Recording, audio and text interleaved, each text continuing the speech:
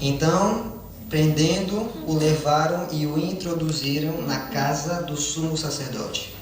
Pedro seguia de longe, e quando acenderam fogo no meio do pátio e juntos se assentaram, Pedro tomou lugar entre eles. Entre mentes, uma criada, vendo-o assentado perto do fogo, fitando, disse: Este também estava com ele. Mas Pedro negava, dizendo: Mulher, não o conheço. Poucos depois, vendo outro, disse: Também tu és dos tais. Pedro, porém, protestava: Homem, não sou. E tendo passado cerca de 1 hora, outro afirmava, dizendo: Também és, verdadeiramente.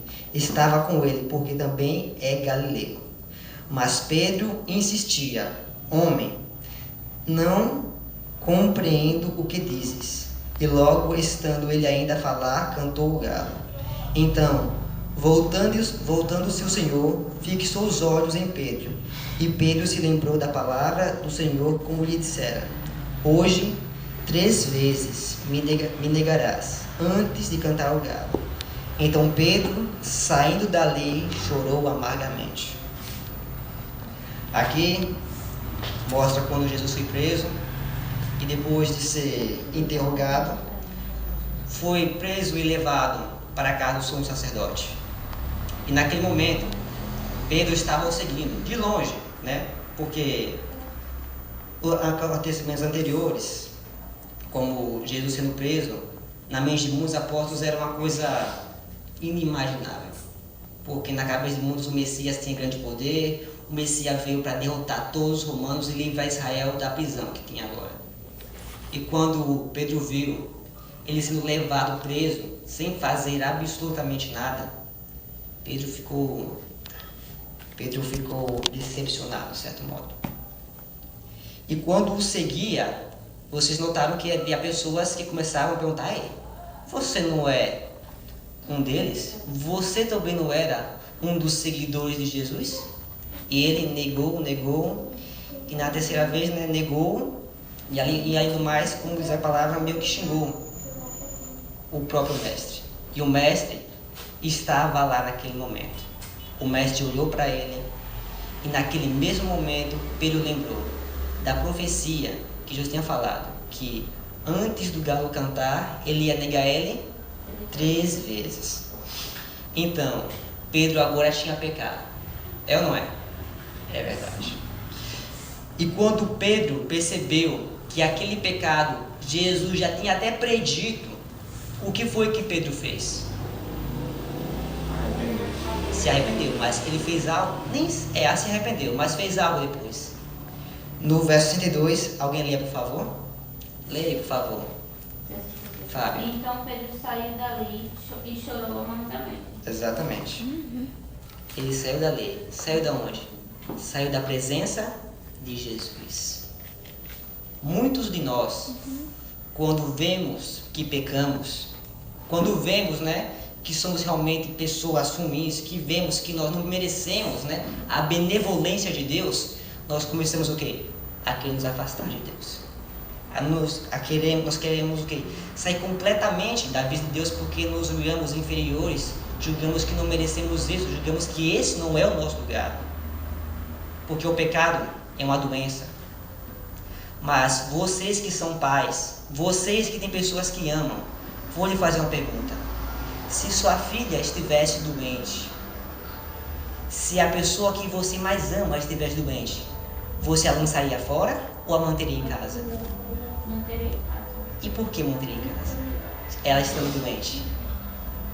Para cuidar. Justamente isso. Se nós, que somos pecadores, temos esse pensamento, se nós que somos maus, temos esse pensamento, imagine nosso Pai Celeste. Deus, quando vê o nosso pecado, Ele não vê simplesmente um filho desobediente. Ele não vê simplesmente alguém que está ali perdido. Ele vê um filho doente que precisa ser curado. E onde é o hospital de Deus? A igreja. Mas muitos continuam a dizer: mas eu não posso porque eu sou pecador demais. Vocês não sabem o que eu já fiz. e continuam com suas desculpas, continuam com as suas justificações de que são maus demais, que eles não têm mais volta. Mas eu quero hoje, irmãos, que vocês que estão com a Bíblia abram agora em Isaías 53, verso 4 ao verso 6. Espera aí.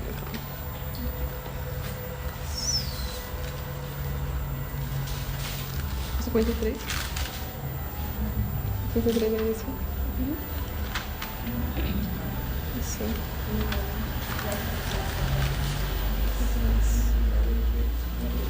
Isaías 53.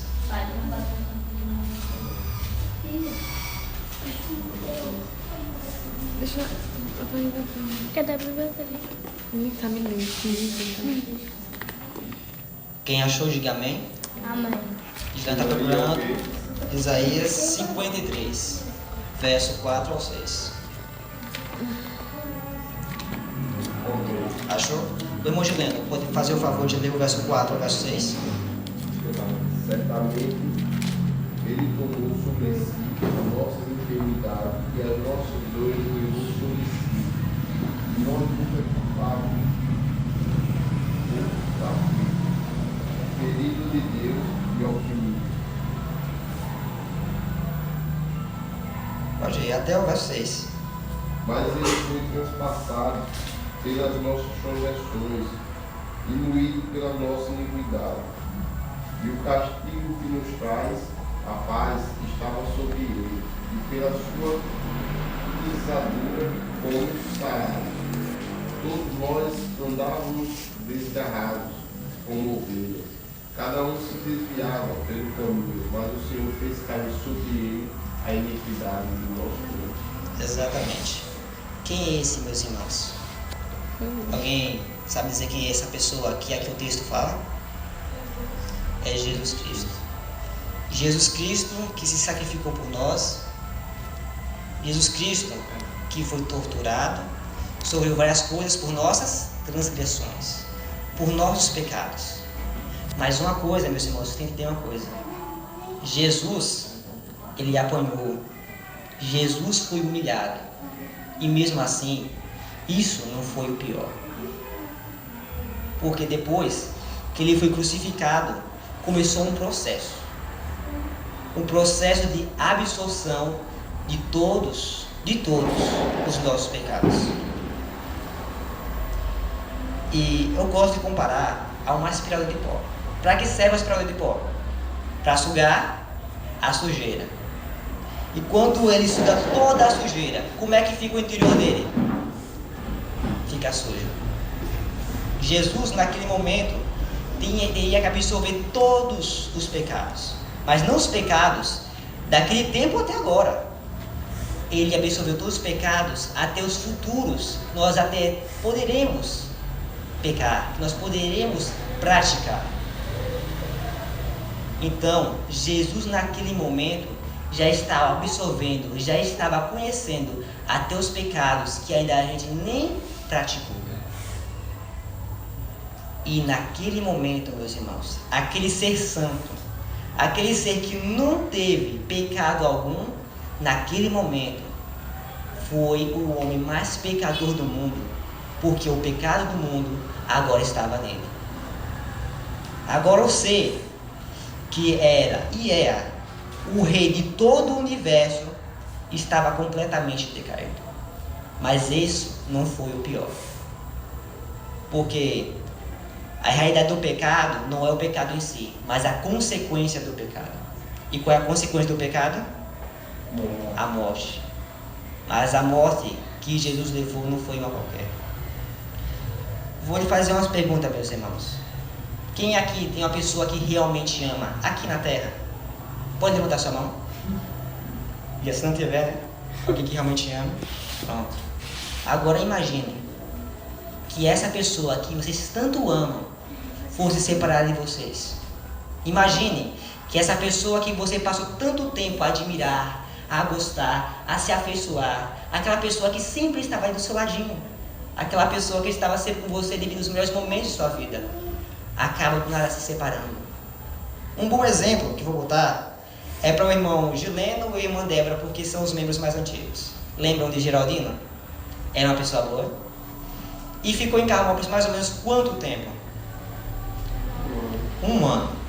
E nesse 1 ano, vocês gostaram de estar presentes na vida deles? Gostaram de ter a amizade deles?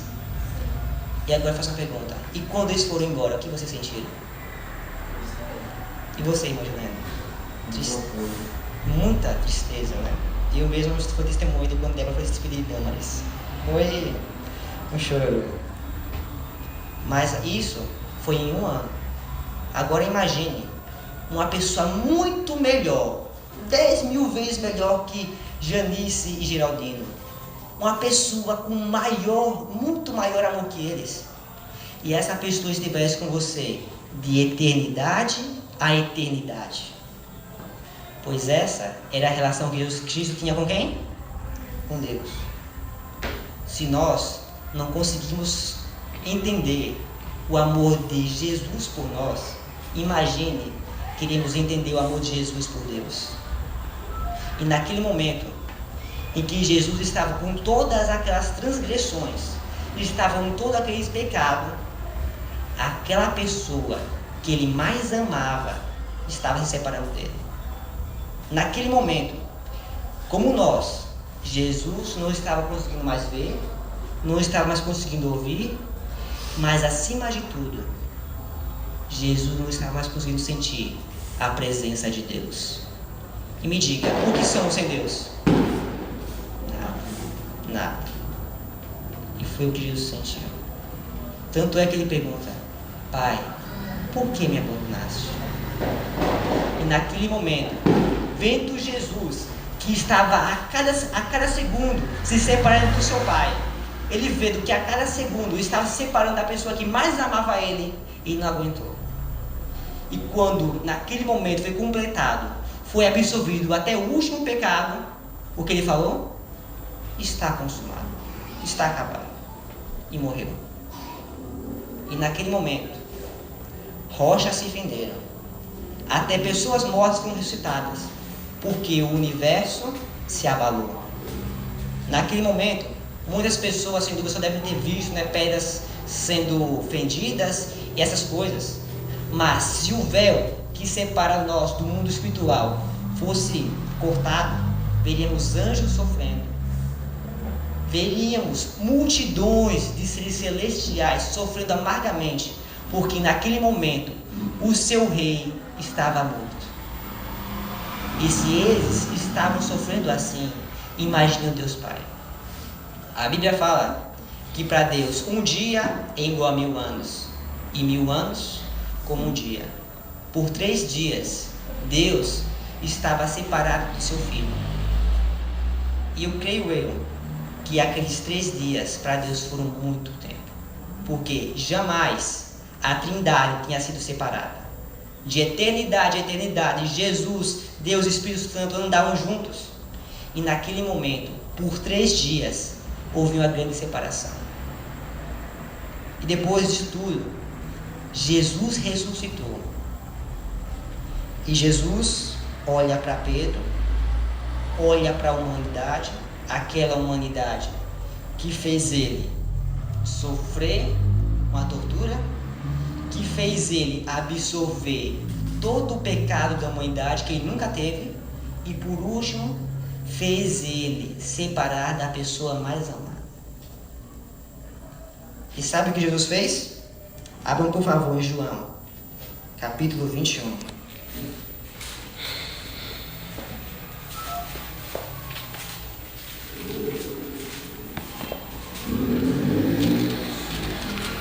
João capítulo 21, página 96.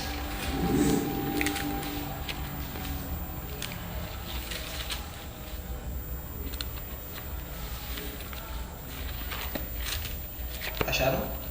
Peraí, o Juliano não está procurando. Acha o Juliano? Achei 96. 96, o quê? Na verdade é a página 97. É 21, verso 13. Mas antes de falarmos do verso 13, eu vou resumir a história anterior. Depois de Jesus ter ressuscitado, apareceu algumas vezes aos discípulos. 21. Mas ele apareceu em especial a Pedro. Pedro, naquele dia, estava pescando junto com seus amigos. E, infelizmente, naquele momento, não pegaram nenhum só peixe. Então, olhando lá para o cais, veio um homem, o homem disse: tem alguma coisa para comer? Não tem. Então, volte para o mar e jogue sua rede para o lado direito. E quando jogaram, o que aconteceu? Não puderam puxar porque estava cheia de peixes. Aquele milagre, há muito tempo, foi feito em Jesus quando viu Pedro pela primeira vez. E quando Pedro viu que aquele homem tinha sido feito aquele milagre, aquele mesmo Pedro que tinha traído a Jesus, aquele mesmo Pedro que tinha olhado para Jesus e visto que ele mesmo tinha pecado diante da presença dele, pulou do barco e saiu nadando atrás de Jesus. Amém? E o verso 13, depois disso, comenta: veio Jesus, tomou o pão e lhes deu, e de igual modo o peixe. Verso 14. E já era esta a terceira vez que Jesus se manifestava aos discípulos, depois de ressuscitado dentre os mortos. Agora o verso 15. Depois de terem comido, perguntou Jesus a Simão Pedro: Simão, filho de João, amas-me mais do que estes outros? E ele respondeu: sim, Senhor, tu sabes que te amo. Ele disse: apacenta os meus cordeiros. Aquele mesmo Pedro que Jesus já sabia muito antes de ter ido para a cruz que ia pecar, Jesus chama ele e pergunta se ele o ama. E Pedro fala: eu te amo. Me diga, você acha que uma pessoa que na tua cara te trai é uma pessoa que te ama? Não é. Mas Jesus conhecia o coração de Pedro e Jesus conhece os nossos corações. Jesus conhecia o pecado de Pedro antes mesmo dele tê-lo praticado. E Jesus também conhece os nossos. E apesar disso, Jesus perguntou àquela pessoa, que foi um dos que fizeram tanto sofrer. E pergunta: você me ama? E ele respondeu: sim, eu te amo. Depois disso, Jesus faz ele um pedido inesperado. Ele faz a seguinte declaração, faz o seguinte pedido: apacenta as minhas ovelhas. No caso, os cordeiros. Ele agora, aquele pecador, ele pede para que não só cuide daquelas ovelhas, daqueles 11 discípulos, mas ainda pede que ele evangelize, para que ele, com seu testemunho, traga mais almas. Irmãos, a lição que eu trago hoje é essa. Muitas vezes nós pomos o nosso pecado como justificativa de separação de Deus. Muitas vezes pomos nossos pecados como justificativa de viver nesse mundo. Muitas vezes botamos nossos pecados como justificativa para não amar.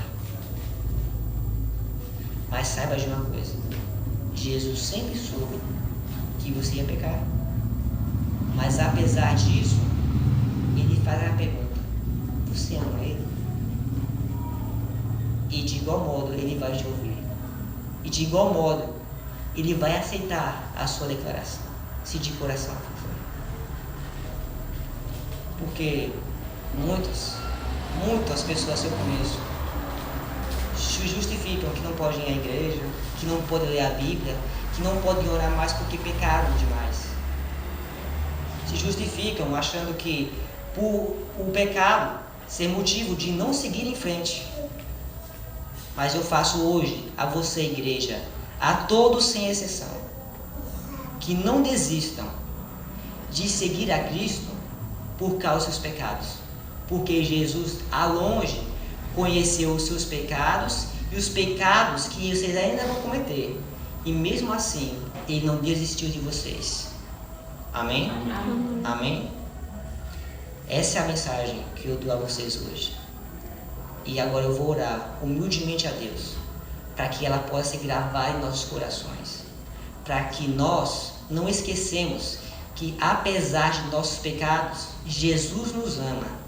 Que apesar de todo o sofrimento que nós causamos a Ele, Ele nos ama e nos perdoa. E desde já Ele está aí a seu lado.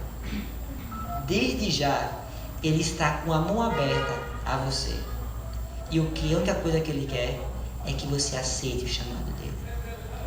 Por favor, mais uma vez peço que você se ajoelhe, para que nós falamos com esse bondoso e misericordioso Jesus Cristo, que tem nos salvado até hoje.